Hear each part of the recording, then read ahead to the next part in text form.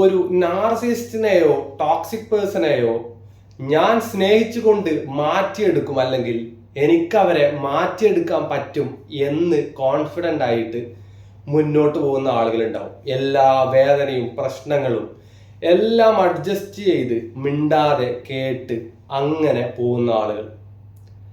ഇവരെ മനസ്സിലാക്കാത്ത ഒരു കാര്യം, സ്വന്തം തെറ്റ് ഉൾക്കൊള്ളാനും കേൾക്കാനും അക്സെപ്റ്റ് ചെയ്യാനും പറ്റാത്ത ഒരാൾ എങ്ങനെ മാറും?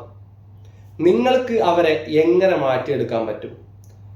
സ്വന്തം തെറ്റ് ഉൾക്കൊള്ളാത്ത ഒരാളുടെ തെറ്റ് നിങ്ങൾ എങ്ങനെ തിരുത്തും?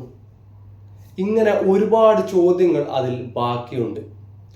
അപ്പോൾ മറ്റുള്ളവരെ നന്നാക്കാനും തിരുത്താനും സപ്പോർട്ട് ചെയ്യാനൊക്കെ പോകുന്നതിന് മുന്നേ അയാൾക്ക് ഇത് പോസിബിൾ ആണോ, അയാളിത് മനസ്സിലാക്കാനെങ്കിലും സാധിക്കുന്ന ഒരു മാനസികാവസ്ഥയുള്ള ആളാണോ എന്ന് നിങ്ങൾ ചിന്തിക്കണം.